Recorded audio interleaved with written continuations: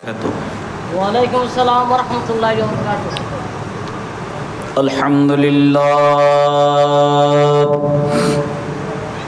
अल्हम्दुलिल्लाहि वकफ़ा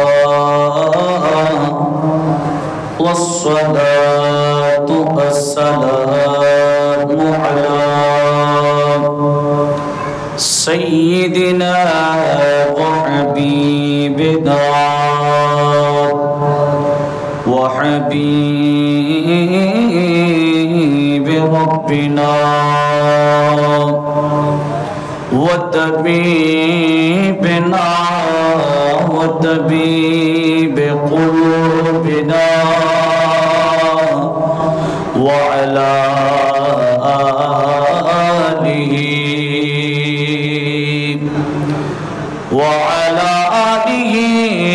وأصحابه أجمعين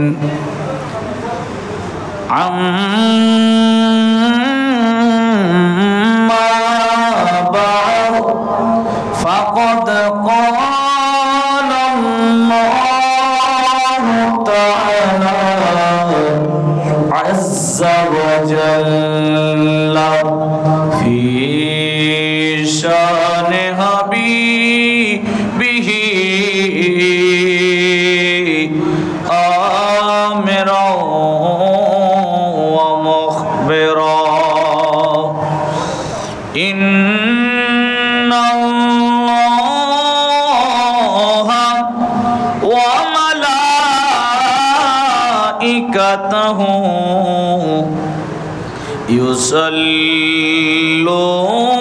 يصلون على النبي يا أيها الذين آمنوا صلوا عليه وسلموا تسليما صلى الله على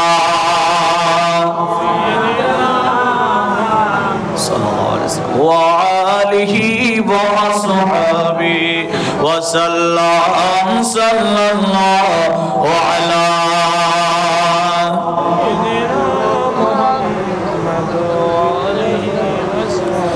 اللهم صل على سيدنا محمد نبينا شفيعنا مولانا محمد اللهم صل على سيدنا محمد نبينا شفيعنا مولانا ঘটের সারঙ্গী নিচে প্রেম রতনে তারে লাগাইছে ঘটের সারঙ্গী বিচে প্রেম রতনে তারে লাগাইছে মাওলাজির নাম জপ লা ইলাহা ইল্লাল্লাহ আল্লাহুম্মা সাল্লি আলা সাইয়্যিদিনা মুহাম্মদ নবিয়িনা শফিয়িনা মাওলানা মুহাম্মদ আল্লাহুম্মা সাল্লি আলা সাইয়্যিদিনা মুহাম্মদ নবিয়িনা শফিয়িনা সারা দুনিয়া রাসূলুল্লাহ আলাইকুম লা রাব্বিল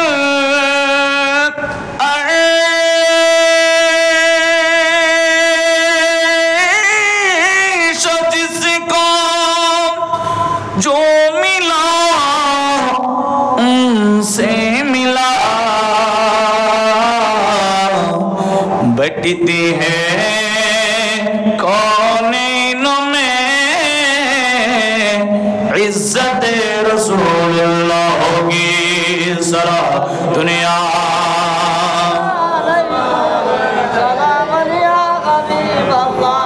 तुझसे और जन्नत से क्या लबों वहाँ भी दूर हो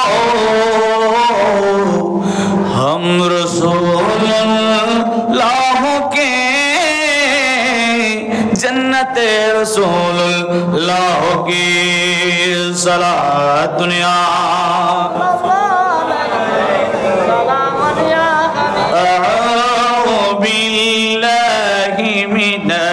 शैतानिर रजीम बिस्मिल्लाहिर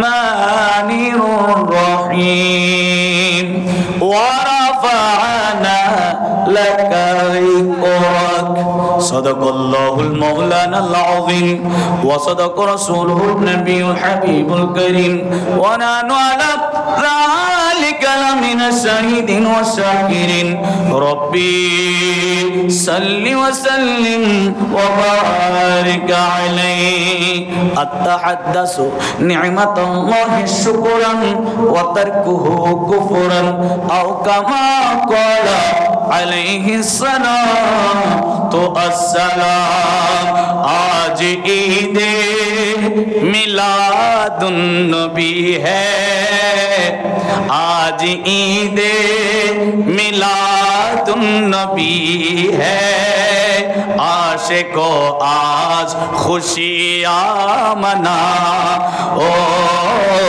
आशिको आज खुशियाँ मनाओ चल के जश्ने जुलूसे नबी में चल के जश्ने जुलूसे नबी में या मोहम्मद का नारा लगाओ पहले नारा ये तकबीर कह लो पहले नारा ये तकबीर कह लो फिर लगाओ रसालत का नारा हाथों में लेके परचम नबी का हाथों में लेके परचम नबी का आगे इस्लाम तुम बढ़ाओ आज ईद मिलादुन नबी है आशिको आज खुशियाँ मनाओ আপনাদেরকে খুশি লাগে আজকে খুশি লাগে ঈদে মিলাদুন নবীর দিন আশিকগণ খুশি উদযাপন করে সুবহানাল্লাহ আশিকের দিলে খুশি চলে আসে আশিকদের জীবনে খুশি নেমে আসে আশিকদের জীবনে ঈদ নেমে আসে চিৎকার দিয়ে বলি না সুবহানাল্লাহ এইজন্য আমরা আদর্শ গ্রামের মানুষগণ আজকে ঈদে মিলাদুন নবী উদযাপন করতে লাগলাম এই কালাম লিখেছেন মমতাজ কাদেরী সুবহানাল্লাহ আশিকো আজ খুশিয়াঁ মানাও আলহামদুলিল্লাহ আলহামদুলিল্লাহ অতঃকার আয়োজিত গাউসিয়া কমিটি বাংলাদেশ ইসাকালী আদর্শ গ্রাম এলাকাবাসী প্রবাসী বৃন্দর যৌথ উদ্যোগে আজকের এই জশ্নে জুলুসে ঈদে মিলাদুন নবী সাল্লাল্লাহু আলাইহি ওয়াসাল্লাম উদযাপন উপলক্ষে আজিমুল শান মিলাদ মাহফিল অত্র মাহফিলের আজকে মহামান্য সভাপতিত্ব করছেন অত্র এলাকার অত্যন্ত শ্রদ্ধাভাজন মুরব্বী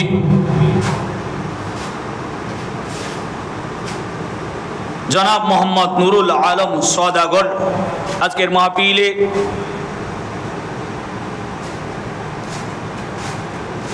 প্রধান অতিথি হিসেবে উপস্থিত থাকবেন সাবেক কাউন্সিলর ৩ নং ওয়ার্ড রাঙ্গুনিয়া পৌরসভা চট্টগ্রাম জনাব মোহাম্মদ হেলাল উদ্দিন শাহ আজকের মাহফিলে প্রধান আকর্ষণ হিসেবে যিনি উপস্থিত থাকবেন রৌনকে আহলে সুন্নাত ওয়াজে শিরে বয়ান সুন্নিয়তের নয়নমণি বলিষ্ঠ কণ্ঠস্বর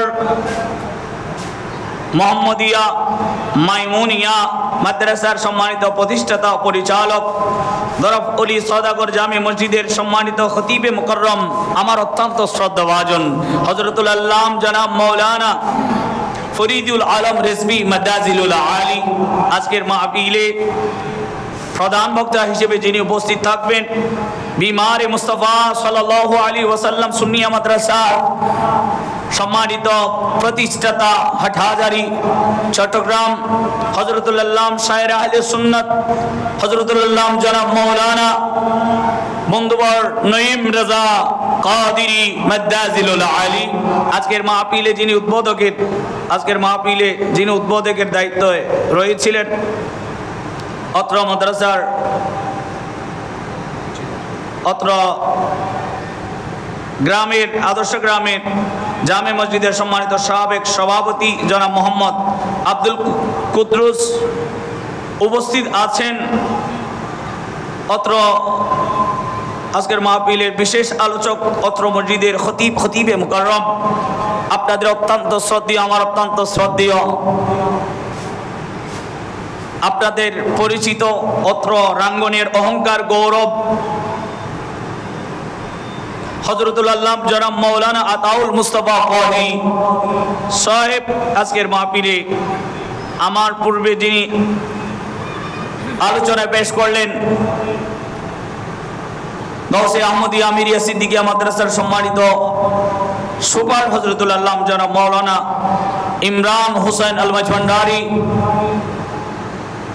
ওনার আগে যিনি তকরির পেশ করেছিলেন অত্র মসজিদের সম্মানিত পেশ ইমাম সমিউদ্দিন শাহ ওলি শাহ জামে মসজিদের সম্মানিত খতিবে মুকাররম হযরতুল আল্লাহ জনাব মাওলানা আমার অত্যন্ত শ্রদ্ধাভাজন মোহাম্মদ আশিকুল মুস্তাফা কাদরী।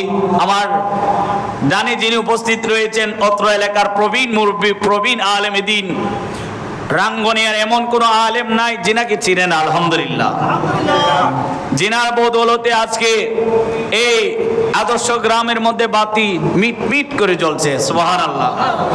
আমাদের অত্যন্ত শ্রদ্ধাভাজন অত্র মসজিদের আজকে থেকে প্রায় 30 বছর পর্যন্ত যিনি খিতাবতের এবং পেশ ইমামের দায়িত্ব পালন করে আসছিলেন হযরতুল আল্লাহ জনাব মাওলানা আব্দুল বারেক নাঈমি মাদ্দাজিলুল আলী।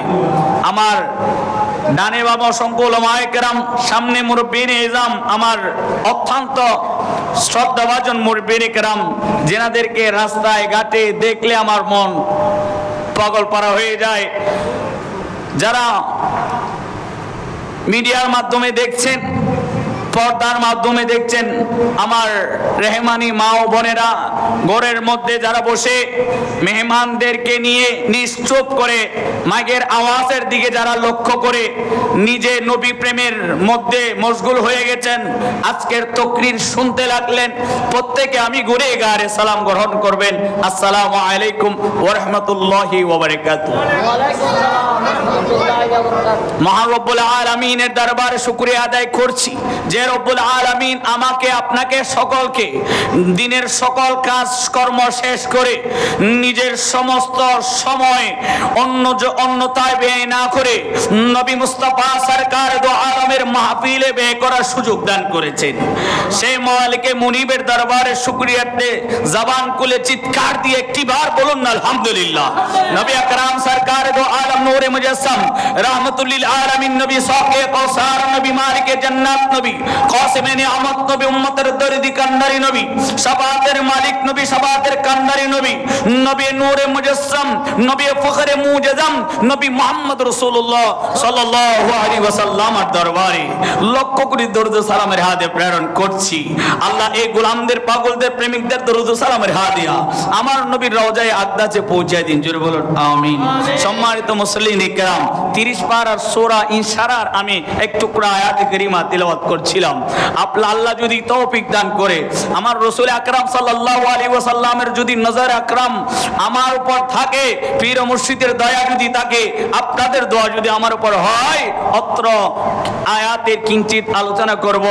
আমার পক্ষ থেকে একবার বলতে চাই যে মাওলা আমার মতো অযোগ্য, অদক্ষ, আমার মতো অগোছালো একজন ব্যক্তিকে এই আলিশান স্টেজের মধ্যে বসার সুযোগটুকু দান করলেন, আমার পক্ষ থেকে একবার বলুন না আলহামদুলিল্লাহ। সম্মানিত হাজিরিন, আল্লাহ বলছেন কোরআনুল কারীমে, বিসমিল্লাহির রহমানির রহিম,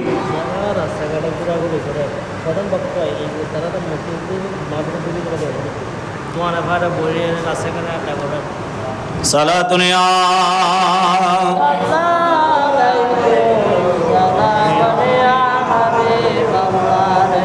টুকরা আয়াতে কারিমা তিলাওয়াত করছিলাম। আল্লাহ বলছেন বিসমিল্লাহির রহমানির রহিম ওয়া রাফা'না লাকা যিকরাক, আমি আমার নবীর জিকিরকে বুলন্দ করেছি। সুবহানাল্লাহ। আমার নবীর জিকিরকে বুলন্দ করেছে, আমার নবীকে সম্মানের দ্বারা, ইজ্জতের দ্বারা। সুবহানাল্লাহ। যেই ব্যক্তি আমার নবীর এই মজলিসের মধ্যে বসবে সেই ব্যক্তিও আমার নবীর তাওয়াজ্জুর মধ্যে থাকবে, ঠিক কিনা? তো তাওয়াজ্জুর মধ্যে থাকতে হইলে আমাদেরকে রাস্তাঘাটে দোকানে পাহাড়ে ঘোরাফেরা করলে আমরা কি আমার নবীর তাওয়াজ্জুর মধ্যে থাকতে পারি? আমার নবীর রেজাবন্দির মধ্যে আমরা কি থাকতে পারি? হাসিল করতে কি পারবো?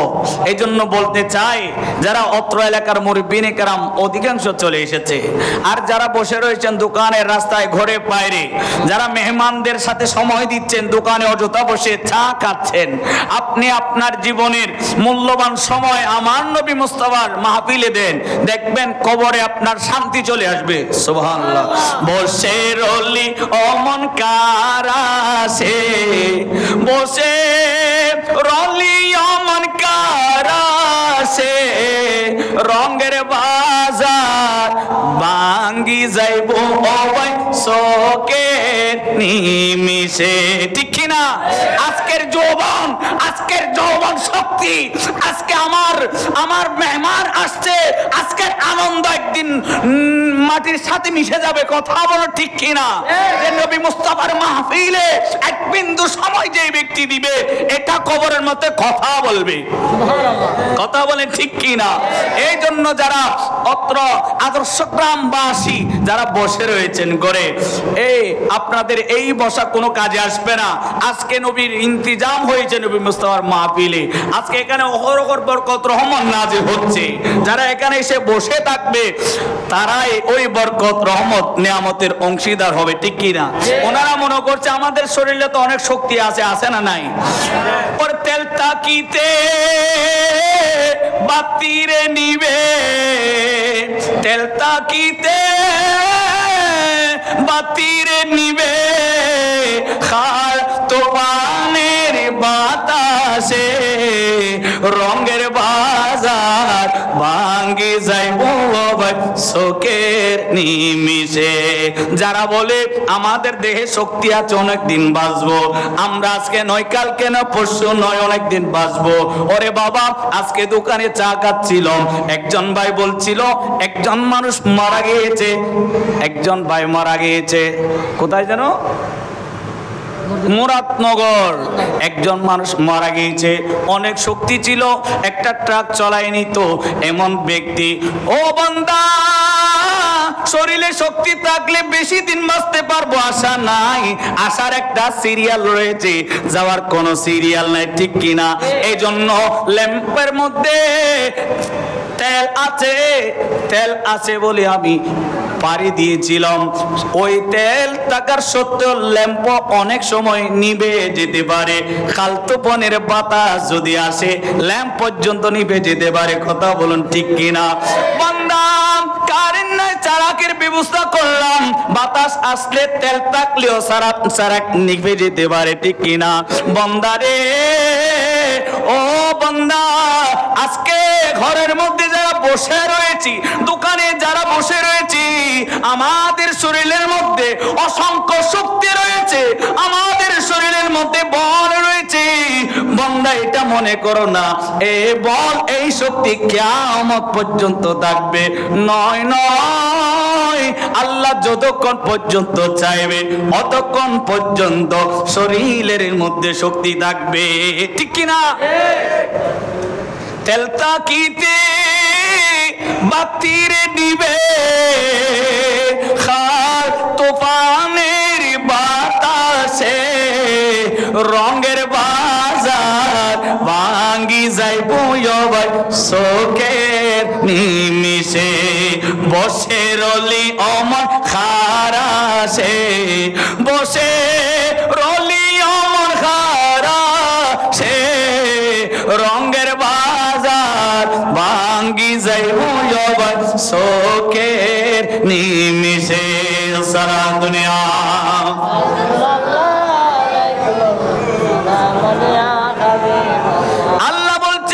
ওয়া রাফা'না লাকা যিকরাক, আমি আল্লাহ আমার নবীর জিকিরকে বুলন্দ করেছি। একটি চিৎকার দিয়ে বলুন না সুবহানাল্লাহ। আল্লাহ বলি আমি কতক নবীর উপর কতক নবীকে সম্মান দান করেছি। তিলকা রাসূল ফাদ্দাল্লা বাদুহুম আলা বাদিন। আল্লাহ বলছেন কত নবীর উপর কত নবীকে, কতক নবীর উপর কতক নবীকে, অর্থাৎ এক একজন নবীর উপর এক একজন নবীকে আমি আল্লাহ সম্মান দিয়েছি, মর্যাদা দিয়েছি। কিন্তু আমার নবীর জিকিরকে এমন ভাবে বুলন্দ করেছি, আদমের মতো না, নূর মতো না, ঈসার মতো না, মূসার মতো না, হারুন আলাইহিস সালামের মতো না, ইসমাইল জবিউল্লাহর মতো না। আল্লাহ কেমন বাড়িয়েছো? আল্লাহ বলে ওয়া রাফা'না লাকা যিকরাক। সুবহানাল্লাহ। আল্লাহ বলে ও বান্দা আদম পে কুল বিফাদিলিল্লাহ ওয়া বিরহমাতি ওয়া বিযালিকা ফালইফরাহু। আল্লাহ আদম পে তোমরা খুশি উদযাপন করো এটা বলে নাই। আল্লাহ বলে কুল বিফাদিলিল্লাহি ওয়া বিরহমাতিহি ফাবিযালিকা ফালইফরাহু। বান্দা তোমরা নিয়ামত পে, বরকত পে, রহমত পে তোমরা উদযাপন করো। আল্লাহ কোন নিয়ামত পেয়ে খুশি উদযাপন করব? আল্লাহ বলে ওয়া খায়রুম মিম্মা ইয়াজমাউন, তোমরা যে নিয়ামত রহমত পেয়ে খুশি উদযাপন করবে। দুনিয়ার সকল ইবাদত বন্দেগী রিয়াজত তোমার 100 বয়স হয়েছে, 70 বছর হয়েছে, তোমার 60 বছর হয়েছে, 50 বছর হয়েছে, বান্দা শূন্য থেকে যত তুমি ইবাদত বন্দেগী রিয়াজত করেছো, ওয়া খায়রুম মিম্মা ইয়াজমাউন দ্বারা আল্লাহ স্পষ্ট ভাবে বলে দিয়েছে নবী মুস্তাফাকে পেয়ে যারা ঈদে মিলাদুন নবী করবে, ঈদে মিলাদুন নবী বসবে, যারা ঈদে মিলাদুন নবী সাজাইবে, দুনিয়ার সকল ইবাদতের চেয়ে এটা উত্তম ইবাদত। উত্তম ইবাদত। আজকের মজলিসটা কি ইবাদত? উত্তম ইবাদত। আল্লাহ আমাদেরকে যত ইবাদত দান করেছে, যিকরুল আম্বিয়াই ইবাদতুন, আল্লাহ নবীদের জিকির করলে ইবাদত হয়। ও যিকিরুস সলিহিনা কাফারা, আর যারা সলিহিন আল্লাহর সাহাবায়ে কেরামের তাবিঈন তবে তাবিঈন এভাবে গৌসুল আজম এর দুনিয়ার জমিনে যত ওলি আবদাল সলিহিন বান্দা রয়েছে, বান্দা তাদের জিকির করলে, তাদের জিকিরকে তাজকিরা করলে বান্দা কাফারায়ে পড়ে গুনার কাফারায়ে পরিণত হয়ে যাবে। চিৎকার দিয়ে বলুন সুবহানাল্লাহ। সারা দুনিয়া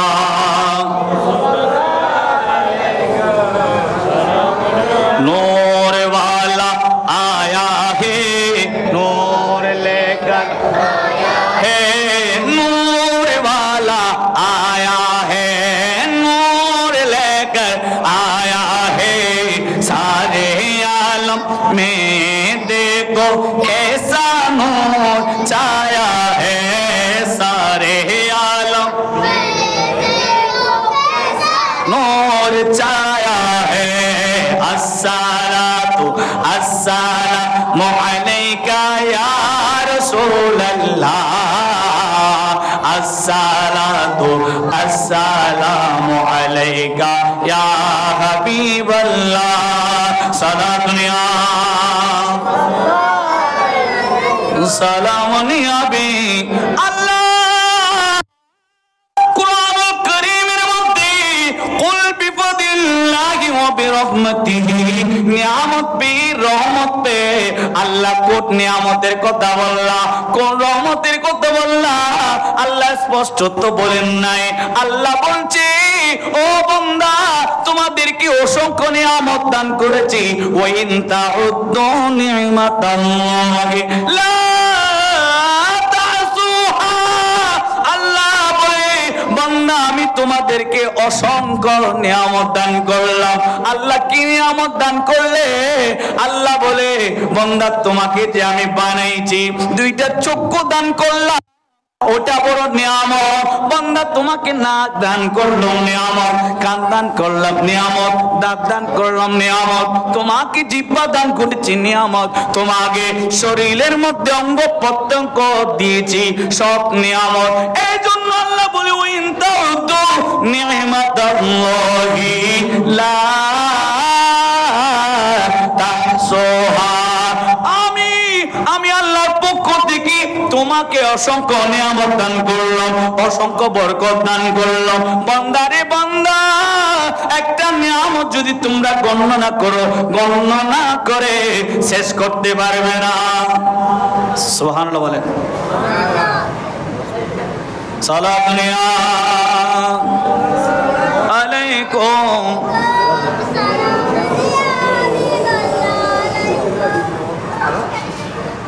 আল্লাহ আল্লাহ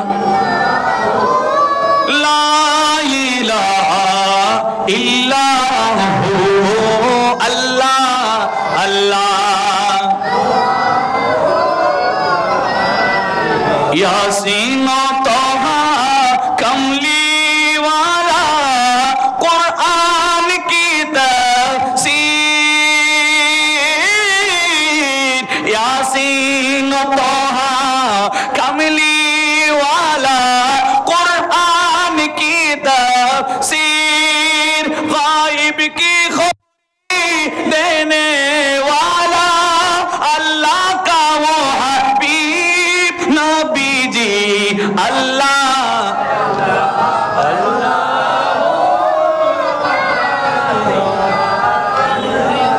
ओ अल्लाह।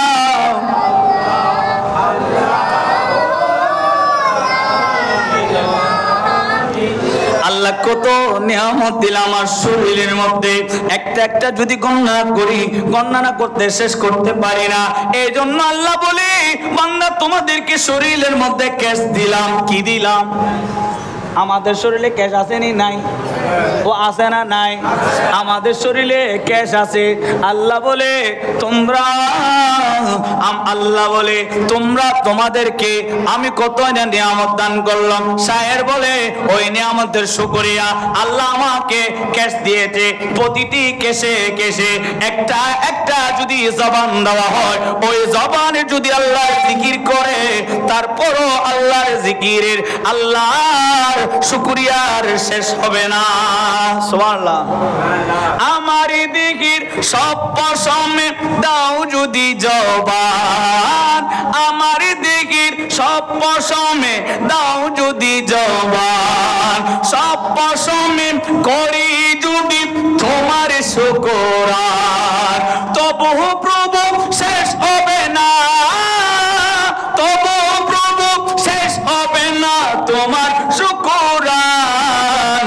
তুমি রহিম, তুমি রহমান, তোমার দয়া, তোমার মায়া অপরান, তোমার দয়া, তোমার মায়া অপরান।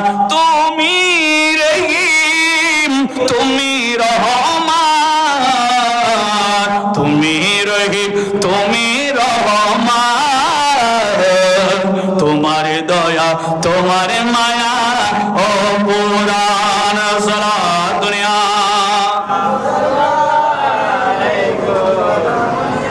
আল্লাহ বড় নিয়ামত দিলা। আসমান, আসমান বড় নিয়ামত। হুজুর কেমনে আসমান বড় নিয়ামত? আল্লাহ বলে আল্লাহ আসমান দিল।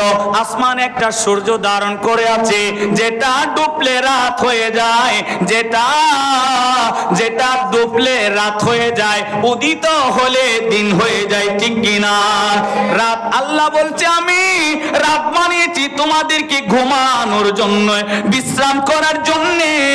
আমি আল্লাহ দিন বানিয়েছি তোমাদেরকে, তোমাদেরকে কাজকর্ম করার জন্য, জীবিকা নির্বাহের জন্য আমি দিন দান করেছি। তাহলে বোঝা যায় রাতও নিয়ামত, দিনও নিয়ামত। আসমান কত জিনিস, কত তারকা আসমান ধরে রেখেছে। আল্লাহ আসমান থেকে বৃষ্টি বর্ষণ বর্ষণ করে জমিনে পড়ে জমিনে ফলাতে হয়, জমিনের মধ্যে শ্বাস হয়। ও বান্দা একবার ভাবুন, আল্লাহ যদি বৃষ্টি বন্ধ করে দে, দুনিয়ার জমিনে আর কি শ্বাস হবে? শ্বাস হবে? শ্বাস হবে না। শ্বাস না হইলে মানুষ আর কি খেয়ে বাঁচবে, ঠিক কিনা? তাহলে বোঝা যায় আল্লাহ যে বৃষ্টি দান করলেন, বৃষ্টি বড় নিয়ামত, ঠিক কিনা? বৃষ্টি বড় নিয়ামত। আর জমিন দান করেছে, জমিনও বড় নিয়ামত, ঠিক কিনা? পরের জায়গা পরের জমি ঘর বানায় আমি লই, আমি তো সে জায়গার মালিক নয়, আমি তো সে, ঠিক কিনা? আমরা মনে করছি এই জায়গার খতিয়ান, এই জায়গার যে RSBS সব আমার, ঠিক কিনা? সব আমার হলেও আপনি আপনার জায়গা, আপনার জমিন আপনি বলছেন, কিন্তু জমিন আপনার কথা শুনে না, ঠিক কিনা? জমিদারের ইচ্ছে মতি দেয় না জমির চাষ, তাই তো ফসল ফলে নারী দুঃখ 12 মাস, ঠিক? জমিদারের ইচ্ছে মতে দেয় না জমির চাষ, তাই তো ফসল ফলে নারী দুঃখ 12 মাস, হায়রে দুঃখ 12 মাস। আমি হাজনা পাতি সবই দিলাম, তবু জমিন আমার হই গনিলাম, আমি চলচিত্র মন যোগায় মাতে না সয়, আরে ডাকিলে মাতে না সয়, আমি তো সে জাগারে মালিক নয়, আমি তো সে জাগারে মালিক নয়, ঠিক কিনা? জমি যদি আপনার কথা শুনতো, ফসল হয় বছরে কয়বার হয় যে? কেউ যদি 3 বার করতে চায়, ফসল কি হবে? শ্বাস কি হবে? যদি জমিন আপনার হতো, তাহলে আপনি যতবার চান ততবার ফসল দেওয়ার দরকার ছিল, ঠিক কিনা? তাহলে বোঝা যায় আমি জমিনটা নিয়েছি শুধুমাত্র চকিদারের দায়িত্ব, ঠিক কিনা? কিসের দায়িত্ব? ও আর আমার একজন বন্ধু আছে, ওই সাদ্দাম রাজা চিস্তি আসছিল আমার মাহফিলে, আমি ওনাদের ঘরে গিয়েছিলাম মাহফিলের উদ্দেশ্যে। ওনার বাবা একজন আধ্যাত্মিকতার মানুষ, আহলা দরবার শরীফের মুরিদান। তো ওনার বাবা এই মামলা মুকদ্দমার একটা আমাকে ঘটনা ওয়াকিয়া বলছিল যে বাবা আমার প্রায় 70 খানি জায়গার মামলা হচ্ছে, আমি রাঙ্গামাটি আদালতের মধ্যে আমাকে ওঠানো হলো। তো জজ সাহেব আমাকে ডাকছেন, আসো জায়গাকার, এই দাগার জায়গাকার। বলে জায়গা আমার তো না। তো আপনি কেন আসছেন? বলে যে এই জায়গার আমি চৌকিদারি নিয়েছি, ওই জায়গার জন্য এসেছি। ও কি হইছে? আই যে জায়গার সৈদারি লই, যে জায়গা আনোর কি লই, সৈদেরি লই, জায়গাই নলাই আই সিধে জায়গা তবে কোন আল্লাহরও আর হতন জায়গা, ঠিক কি না? জায়গা বেকন আরো আল্লাহরও আর হতন জায়গা, অর্থাৎ আই যে জায়গা আনোর চৌকিদারি লই, জায়গাই নলাই আই সিধে। তাহলে বোঝা যাচ্ছে জায়গাই না আরো অনে আজ মরে যাইলে কেউ খবর যাইব না জায়গায়, ঠিক কিনা? হালিয়ে যদি মরিজন জায়গা যাইব না, যাইতো ওই জায়গা বে কোন আল্লাহর এত হাসান রেজা হদে ফরের জায়গা ফরের জমি, ফরের জায়গা ফরের জমি, ঘর বানায় আমি লই, আমি তো সে জায়গার মালিক নয়, আমি তো সে, ঠিক কিনা?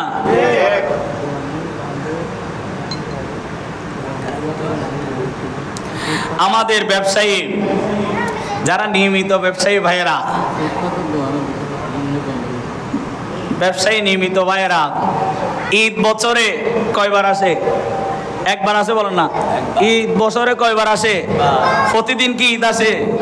বলে ঈদ উল ফিতর, ঈদ উল আজহা বছরে কি 2-4 বার আসে নাকি? ঈদ উল ফিতর 2-4 বার আসে? কয়বার আসে? ঈদ উল আজহা বছরে কয়বার আসে? ঈদ মিলাদুন নবী বছরে কয়বার আসে? একবার। আরে আমার নবী আকরাম সাল্লাল্লাহু আলাইহি ওয়াসাল্লাম কি জানেন? বলে ইন্নাল লাইলাতাল উলিদিন নবী সাল্লাল্লাহু আলাইহি ওয়াসাল্লাম কারাম আফদালুল লাইলাতুল কদর। সুবহানাল্লাহ। আমরা মনে করি লাইলাতুল কদর বড় দামি, হাজার মাসের চেয়ে দামি। আমার নবী এটা সাহাবায়ে কেরাম, হুফাজে কেরাম এবং মুজাদ্দিদিনে কেরাম বলছেন লাইলাতুল কদরের চেয়ে শ্রেষ্ঠ দামি ঈদ মিলাদুন নবী। কারণ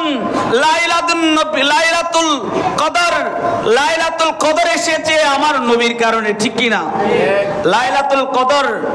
লাইলাতুল কদর মিলে নবীকে সদকে, শবে বারাত মিলে নবীকে সদকে, নামাজ মিলে নবীকে সদকে, রোজা মিলে নবীকে সদকে, नबी की सदके, ज़कात मिले नबी की सदके, दलात मिले नबी की सदके। सुबहानाल्लाह। तो नबीर मुस्तफा सल्लल्लाहु अलैहि वसल्लमेर सदकाय जे আমরা ঈদ পেয়েছি, ওই যে ঈদগুলো পেয়েছি, জিনার আগমনের দিন যে ঈদ পেয়েছি, অন্যান্য ঈদের চেয়ে আমার নবীর মিলাদুন নবীর ঈদ ছোট না বড়? সম্মানী না অসম্মানী? সকল ঈদের ছোট ঈদ না বড় ঈদ? বলে আমার নবী না আসলে ঈদুল ফিতর পেতাম না। আমার নবী ওই যখন আরবের রাস্তায় হাঁটছেন তখন ওনারা এই ঈদুল ফিতরের দিন উটের লেজের মধ্যে আগুন দিয়ে তারা কি দিত? দৌড় দিত। উটের লেজের মধ্যে একটা থানা কাপড়ের মধ্যে কেরোসিন ঢেলে ছুবিয়ে লেজের সাথে বেঁধে দেওয়া হতো, এরপর আগুন দেওয়া হতো। আগুনের তেজে, আগুনের গরমে পুড়ে যাওয়ার ভয়ে ওই উট দৌড় দিত। উট কি দৌড় দিত? যার উট আগে যেত সেই প্রথম পুরস্কার পাইতো। তো এই জন্য উট, শাওয়াল শব্দের অর্থ উটের লেজ। শাওয়াল শব্দের অর্থ কি? উটের লেজ।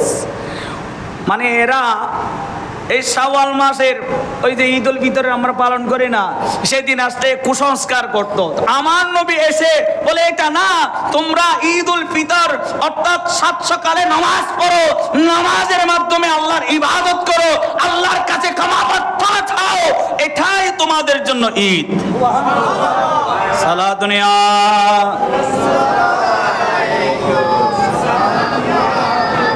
আমার নবী দুনিয়ার জমিনে এসেছে ঈদ প্রতিষ্ঠা করার জন্য, ঠিক কি না? তো যিনি ঈদ প্রতিষ্ঠা করলেন, ঈদুল ফিতর পেয়েছি, ঈদ প্রতিষ্ঠান করে ঈদুল আজহা পেয়েছি।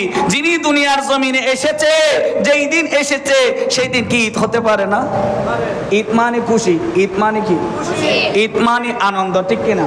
তো আমরা কবি নজরুল ইসলামের সেই নাত আমাদের মনে আছে, রমজানের রোজার শেষে এলো খুশির ঈদ, আপনাকে আজ বিলিয়ে দে সব আসমানে তাগি, ঈদ মুবারক, ঈদ মুবারক, ঈদ মুবারক, সারা দুনিয়া।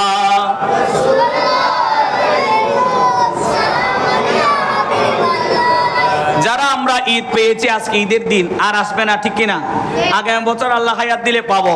যে সমস্ত সওদাগর পুরো বছর এখানে আপনি সওদাগর হিসেবে ব্যবসা বাণিজ্য করেন, আজকের একটা দিন আপনি দোকান বন্ধ করে দেন। আজকের দিনের যে ইনকাম হবে এটা না হোক আগামীকালকে। আমার নবী চাইলে আজকের দিনের ইনকাম আগামীকালের ওই বরকত দিতে পারে, ঠিক কিনা? কারণ আমার নবী বলছেন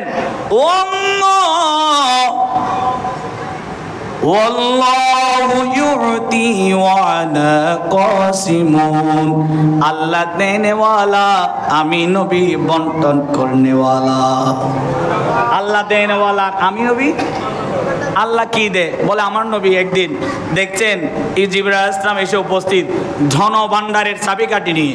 বলে এগুলো কে আনছো? বলো ধন ভান্ডার, পৃথিবীর জমিনে আল্লাহ যত ধন ভান্ডারের চাবিকাঠি বানিয়েছে সব আপনি নবীকে দিয়েছেন। আমার নবী এগুলো নিয়ে রেখে দিয়েছেন।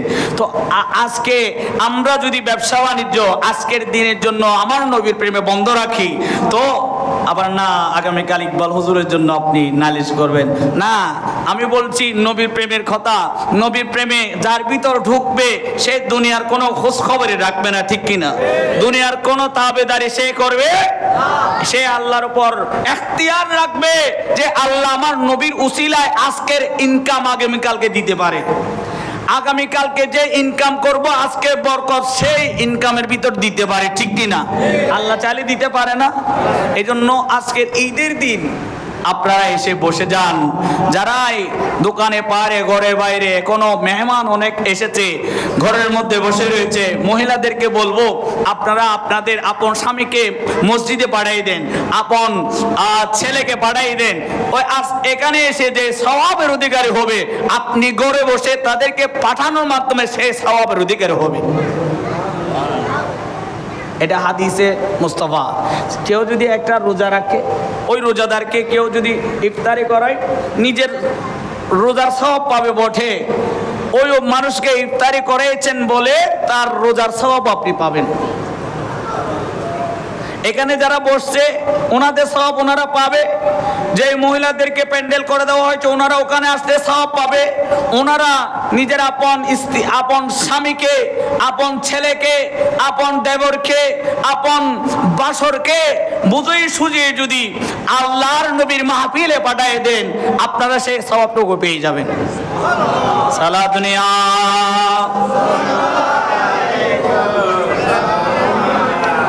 আল্লাহ বলে আমি বলি নাই, আল্লাহ বলছে বান্দা তোমাদেরকে অসংখ্য নিয়ামত দিয়েছি, একটা একটা গণনা করো, শেষ করতে পারবে না। কিয়ামত পর্যন্ত তোমরা যদি গণনা করে শেষ করতে পারবে না। আল্লাহ কত নিয়ামতের ইয়াদগারি করলাম। আল্লাহ তুমি জমিন দিয়েছো, জমিনের ইয়াদগারি করলাম, বড় নিয়ামত। আল্লাহ তুমি কি সেই নিয়ামতের কথা বললে? আল্লাহ বলছেন না না না না, আমি সেই নিয়ামতের কথা বলি না। আল্লাহ তুমি কোন নিয়ামতের কথা বললে? আল্লাহ বলে ও বান্দা তোমাদেরকে আমি আল্লাহ ছোট্টবেলায় অসহায় বানিয়েছি। তোমাদের গ্রামে গঞ্জে যে ছাগল রয়েছে, গরু রয়েছে, গরু একটা জন্মগ্রহণ করলে আজকে কতই না অসহায়। সে আজকে একটা ছাগলের বাচ্চা জন্মগ্রহণ করলো, কিছুক্ষণ পর সে হাঁটে, ঠিক কিনা? হাঁটে না? ছাগলের বাচ্চা জন্মগ্রহণ করলো, সে নাচানাচি আরম্ভ করে দে। মায়ের স্তন দেখাই দিতে হয় না, নিজে নিজে মায়ের স্তন খুঁজে নে, নিজে নিজে দুগ্ধ পান করে। দেখেন একজন মানুষকে আল্লাহ কত অসহায় বানাইলো। একজন মানুষ জন্মগ্রহণ করার পর সে দাঁড়াইতে পারে না, পারে? ওনারা দাঁড়ায় পারলাম, যেদিন জন্মগ্রহণ করে এদিন দাঁড়ায় পারলাম, সেখানে ডর করে হন না।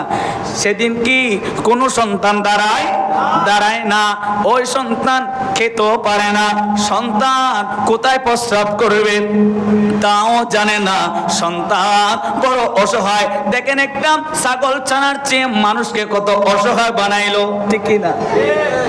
আল্লাহ তুমি এত অসহায় কেন বানাইলা? তুমি তো গরু ছাগল মহিষ বেড়া দুব্বা যেভাবে তুমি জন্মগ্রহণ করার পর দাঁড়ানোর শক্তি দান করেছো, মানুষকেও তো শক্তি দান করতে পারতা। আল্লাহ তুমি কেন এই ক্ষমতা দান করো নাই? আল্লাহ বলছে আমি দান করি না, এই জন্য তোমাদেরকে আমি আল্লাহ যে নিয়ামত দিয়েছি, নিয়ামতের শুকরিয়া আদায় করার জন্য সেই শক্তি দিই নাই। বলে আল্লাহ বুঝে আসে নাই, বান্দা তুমি অসহায় ছিলা, তোমাকে সহায় দেওয়ার জন্য একটা মায়ের প্রয়োজন রয়েছে, ঠিক কিনা? মা আমরা হাঁটতে পারি না, আমরা দাঁড়াইতে পারি না, আমরা খেতে পারি না, মা আমাকে খাওয়ায়, আমরা কোথায় প্রস্রাব করব জানি না, আমি প্রস্রাব করে দিলাম বিছানার মধ্যে, মা একজন রহমত হিসেবে রয়েছে, মা পরিষ্কার করে আবার ঠিক করে দিল, আমি ঘুমাই। এখন রাত্রে তখনকার যুগে আজকের দিনের মতো তেমন কম্পাস ছিল না, ঠিক কিনা? তখনকার যুগের মায়ের ঘটনা, মা এমন একটি জাত, মা সন্তানকে নিয়ে ঘুমায়, ডানে রাখলো, সন্তান প্রস্রাব করে দিল, দেখছেন ভিজা হয়ে গেছে, আরেকটা কাপড় বদলাই দিল, আবার প্রস্রাব করলো, ভিজে গিয়েছে, সন্তানকে অপর পাশের মধ্যে রাখলেন, দেখছেন সেখানেও ভিজে গিয়েছে। মা বলে আমার সন্তান আমার সন্তান অসুস্থ হয়ে যাবে বিজার মধ্যে থাকলে আমার সন্তানকে আমি বিজার মধ্যে রাখতে পারি না। মা শেষ পর্যন্ত আপন বুকের মধ্যে দিয়ে রাত কাটিয়ে ফেলছেন। এরকম হাজারো হাজারো ওয়াকিয়া রয়েছে, ঠিক কিনা? বান্দা, আল্লাহ কত নিয়ামত আমাদেরকে দান করলেন মা দিয়ে। আমরা খেতে পারতাম না, মাকে রহমত হিসেবে পাঠিয়ে দিয়ে আমাদেরকে খাওয়াইছো। প্রস্রাব করছি, নিজের প্রস্রাব নিজে পরিষ্কার করার জন্য আমাদের কোনো ব্যবস্থা ছিল না। মা নামে একটি রহমত দিয়ে তুমি আল্লাহ আমাদেরকে বড় দয়া করলে, এহসান করলে। আল্লাহ, তুমি কি সেই রহমতের কথা বলছো? বলে না না আল্লাহ রে, আমার নবী মুস্তাফার দরবারে গেলাম, ইয়া রাসূলুল্লাহ। আমার নবীকে জিজ্ঞেস করলেন সাহাবায়ে কেরাম, ইয়া রাসূলুল্লাহ, মাকে আমি কেমন ভালোবাসবো, বাবাকে কেমন ভালোবাসবো? বলে কাকে ভালোবাসবো? আমার নবী বলছেন উম্মুকা উম্মুকা, তিনবার বলেছেন, আরেকবার বলছেন আবিকা। সুবহানাল্লাহ। আমার নবী তিনবার উম্মুকা বলেছেন, তুমি তোমার মাকে ভালোবাসো। তুমি তোমার কাকে ভালোবাসো? তুমি তোমার কাকে ভালোবাসো? তুমি তোমার কাকে ভালোবাসো? কয়বার বললেন? আরেকবার বলছেন বাবার নাম, তুমি তোমার বাবাকে ভালোবাসো। তো একজন সাহাবা জিজ্ঞাসা করে, ইয়া রাসূলুল্লাহ, আপনি তিনবার মায়ের কথা বলছেন, বাবার কথা শুধু একবার বলছেন। মা, শুধু মা থাকলে কি আমরা দুনিয়ায় আসতাম? বাবা না থাকলে কি আমরা দুনিয়া পাইতাম? তো আমার নবী বলছেন, আরে বাবা, তুই তো বুঝোস নাই, মা এমন একটি জাত যে 10 মাস 10 দিন গর্ভধারণ করেছে, যে আমাদের পেটে একটা পাথর হলে আমরা হাঁটতে পারি না, একটা ডাক্তারের দ্বারস্থ হই, ঠিক কিনা? বান্দা, পেটের মধ্যে পাথর হলো, আমরা একটার পর একটা ডাক্তারের দরবারে যাই, ডাক্তারের কাছে যাই পরামর্শ নিতে। মা এমন একটি জাত, সন্তানকে 10 মাস 10 দিন গর্ভে ধারণ করেছে। সন্তান এমন সময় রয়েছে, সন্তান লাথি মারে, কলিজা পর্যন্ত কেঁপে ওঠে। সন্তানের মায়ের এমন সময় যায়, সন্তান যখন নড়াচড়া করে মা থাকতে পারে না, যান এখন যায় অবস্থা। আল্লাহ আল্লাহ, আমাকে রক্ষা করো, আমাকে রক্ষা করো। মা এভাবে চিৎকার দিত, এভাবে চিৎকার দিত, মনে মনে দোয়া করতো, আল্লাহ তুমি দয়া করো, রহম করো, আল্লাহ তুমি দয়া করো, রহম করো। আমার নবী বলেছে, এই যে 10 মাস মা যে যন্ত্রণার মধ্যে ছিল, যন্ত্রণার মধ্যে ছিল, কষ্টের মধ্যে ছিল, অসহায়ের মধ্যে ছিল, বাবার সেখানে ভূমিকা ছিল না, সেজন্য আমি একবার মায়ের কথা বললাম। আর জোরে নবে ওনার কি নব বুঝুন। আর যে মায়ের রেহমত 10 মাস আসিল, মারে অনেক কষ্ট দিই, আর নবে হতে তাল্লাই আই একবার মার কথা হবে। আর জন করে হন, ওনার তো ওয়াজ গম নলা, আর জরুর দি ফেলাইম না, ওনার তো ওয়াজ গম নলা। ইয়া রাসূলুল্লাহ, আপনি কেন আর দুইবার মায়ের কথা বললেন? আমার নবী বলছেন, একজন মা সন্তান প্রসব করবে, সন্তান প্রসব করছে, সন্তান প্রসব করার সময় যে কষ্ট মায়ের হয় জীবন এবং মৃত্যুর মাঝে, যে আজকে জান আমি থাকবো না আমি চলে যাব, এটার মধ্যে মা তাকে আল্লাহর কাছে ফরিয়াদ করে, আল্লাহ আমাকে নিয়ে যাও, আমার সন্তানকে বাঁচিয়ে রাখো। গর্ভধারিণী মা, জনম দুঃখিনী মা, বুকের দরদি আমার জনম দুঃখী মা, মায়ের কান্দন যাব জীব, 2-4 মাস জীবনের কান্দনে রে,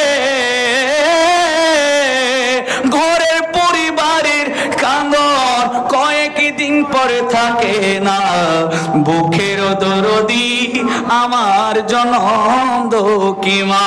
ঠিক কিনা? হাতে পায়ে তেল মাইকে মায় দিল মালিশ করি, প্রসাব পায়খানা আমি মায়ের কোলে করি, তবু না মা রাগ করিল, ভেজল গুয়ে মুতে আমাকে শুকনায় রাখি, আমায় তাকে ভিজাতে শাহ আলম বেবে বলে জান্নাত মায়ের চরণ তলে রে,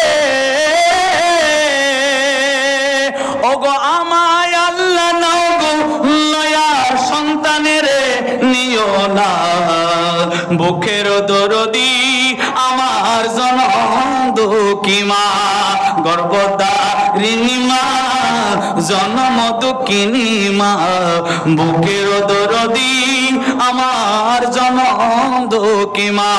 সারা দুনিয়া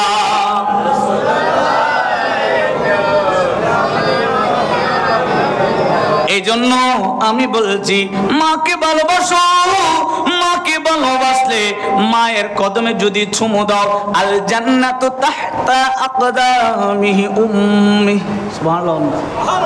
নিজের মায়ের কদমে যদি চুমু দাও তাহলে জান্নাতের চৌকটে চুমু দিয়েছো সমান।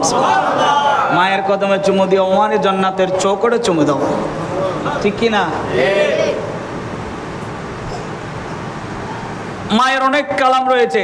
মায়ের একদার দুধের দাম কাটিয়া গায়ের চাপ, পাপুষি বানাইয়া ঋণের শোধ হবে না, এমন দরদি হবে কেউ হবে না আমার মা,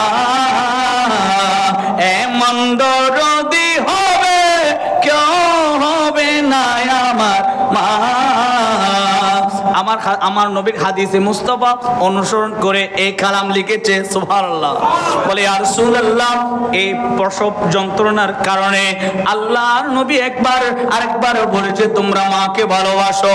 আমার নবী আরেকবার বলেছেন ইয়া রাসূলুল্লাহ, কেন আমরা মাকে ভালোবাসবো? যে জন্ম হওয়ার পর থেকে মা যে তোমার জন্য ভূমিকা রেখেছে, তুমি খাইতে পারতে না, তোমাকে খাওয়াইছে, গোসল করতে পারতে না, গোসল করাইছে, প্রস্রাব করে পরিষ্কার হতে পারত না, পরিষ্কার করাই দিয়েছে, তোমাকে তিল তিল করে 2-4 বছর 5 বছর পর্যন্ত যে মা লালন পালন করলো।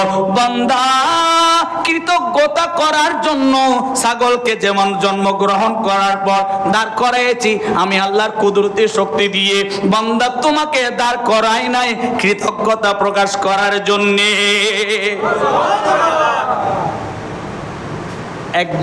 একটি গরুর বাচ্চা থেকে মানুষকে অসহায় করেছে শুধুমাত্র কৃতজ্ঞতা, এই কষ্ট দেখে কৃতজ্ঞতা প্রকাশ করার জন্যে। আশরাফুল মখলুকাত আমরাই, ঠিক কিনা? আমাদেরকে আল্লাহ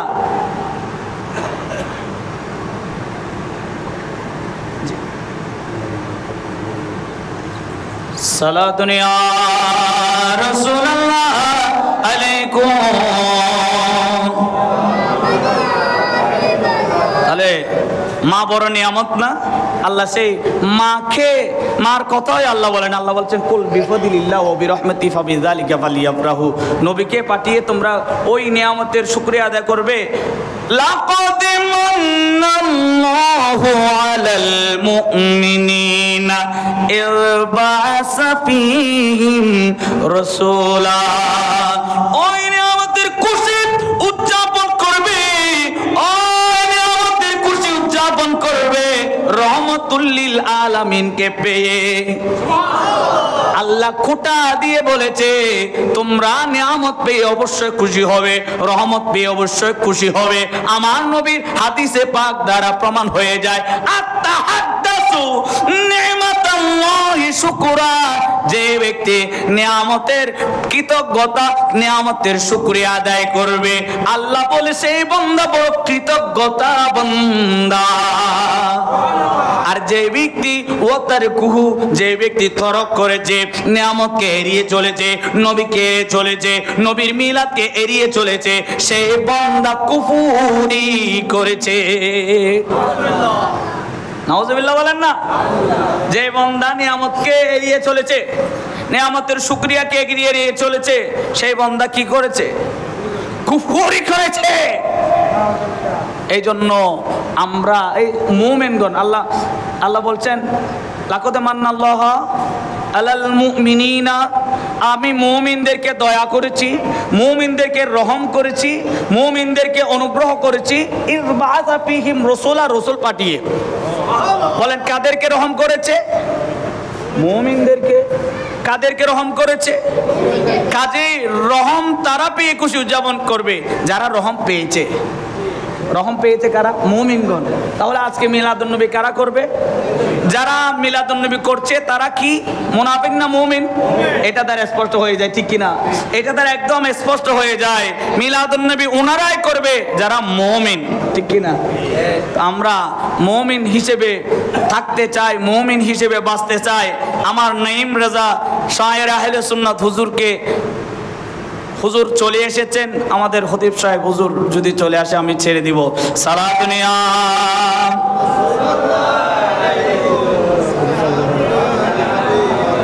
আল্লাহ আল্লাহ।